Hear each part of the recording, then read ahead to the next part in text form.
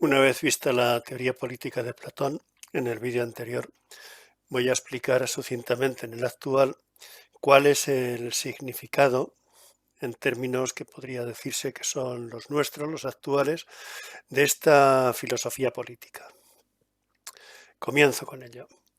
Eh, Aunque no hay acuerdo acerca de quién es el primer filósofo que hizo filosofía política,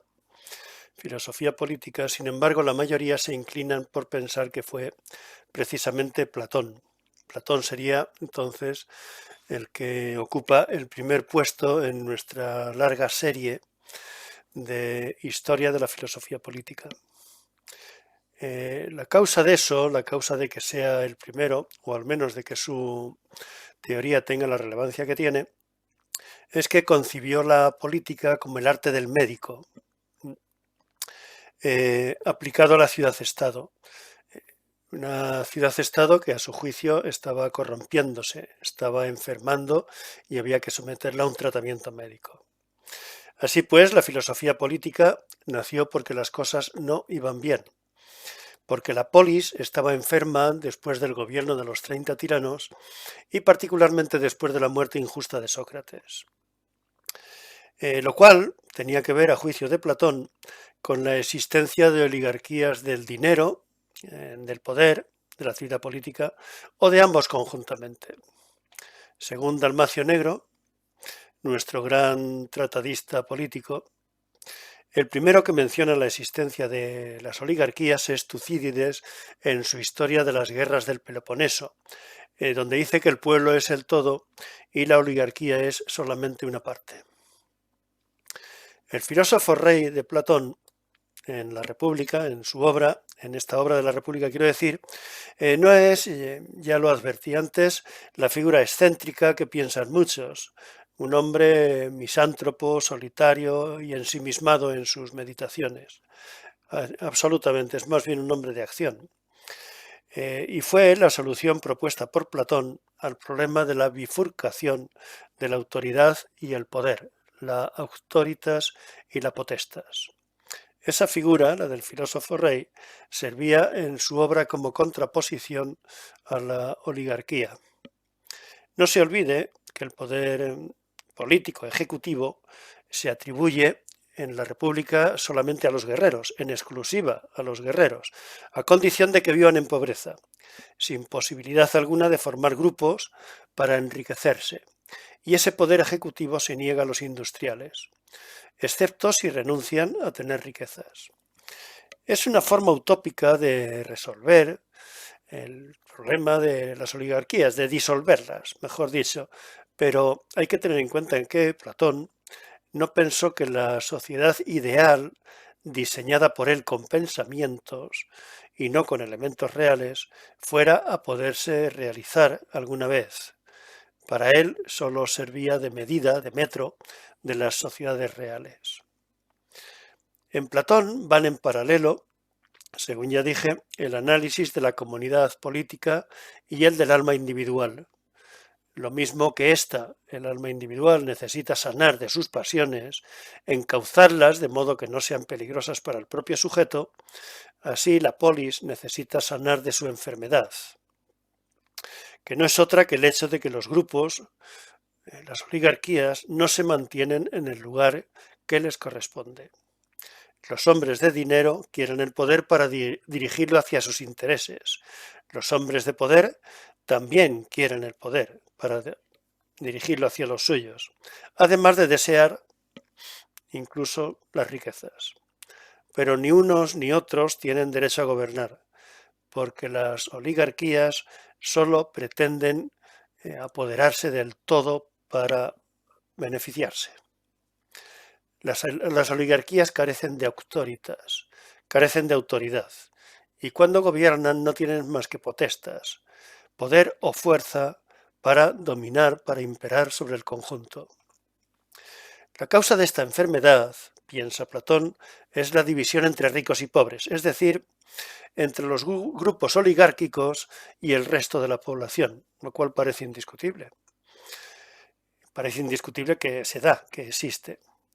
Estos grupos, sin embargo, utilizan con éxito la demagogia para convencer a todos de que lo que ellos hacen, de que el gobierno suyo, cuando lo toman, es para el bien general.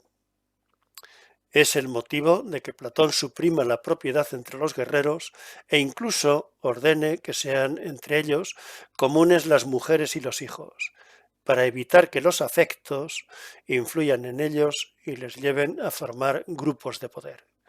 Diríamos nosotros, partidos políticos. El rey filósofo es el médico que conoce el arte de la política. Un filósofo es amigo de la sabiduría, alguien que busca el saber propio de los dioses, de quienes procede la ley que rige la naturaleza humana y otorga auctoritas a la ley civil. El autor, Platón, sabe, no obstante, que es muy difícil encontrar un hombre así. De hecho, hay que formarlo con una pedagogía extraordinariamente estricta, tal como cuenta en la República, lo que parece indicar que es un propósito inalcanzable. ¿Qué hacer entonces en ausencia de alguien que pueda detentar la auctoritas? En otra obra de Platón, El político, él mismo reconoce la dificultad extrema de hallar al filósofo rey, el hombre ideal capaz de regir la polis, con sabiduría, sabiduría divina, encauzando el gobierno al bien común. Por eso lo sustituye por la tiranía de las leyes, la dictadura de las leyes. Dice él literalmente ahí, en El político, que ningún ciudadano se atreva a actuar en contra de las leyes y que quien así lo haga sea castigado con la muerte o las más duras penas. En otro libro suyo, Las leyes, tiene su nombre precisamente, dice que un Estado, para ser bueno, debe contar con la autoridad del derecho, para que los hombres se atengan al hilo de oro de las leyes, que es el hilo de la razón.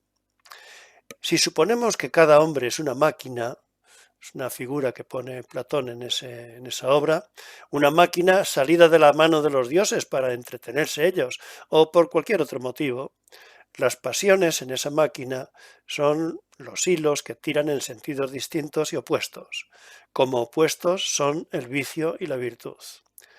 Lo prudente es seguir solo uno de tales hilos y resistir los demás.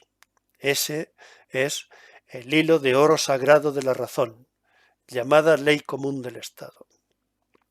Los demás hilos son alambres ásperos, pero el hilo de oro, es suave.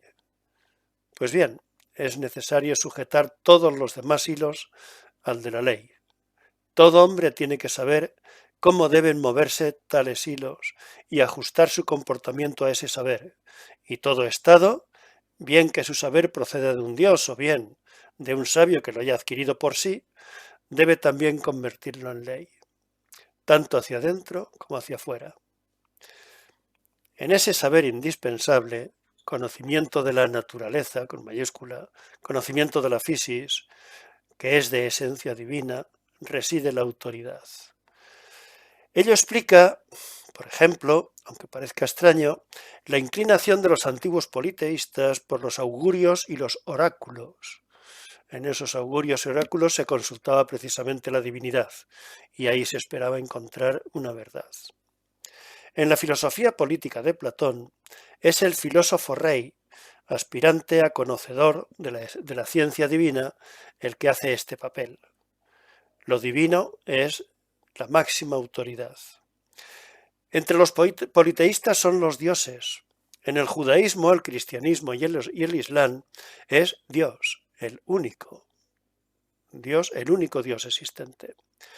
El cristianismo en concreto, por ser el Papa vicario de Cristo en la tierra, es su depositario en este mundo, depositario de la auctoritas, de la autoridad moral.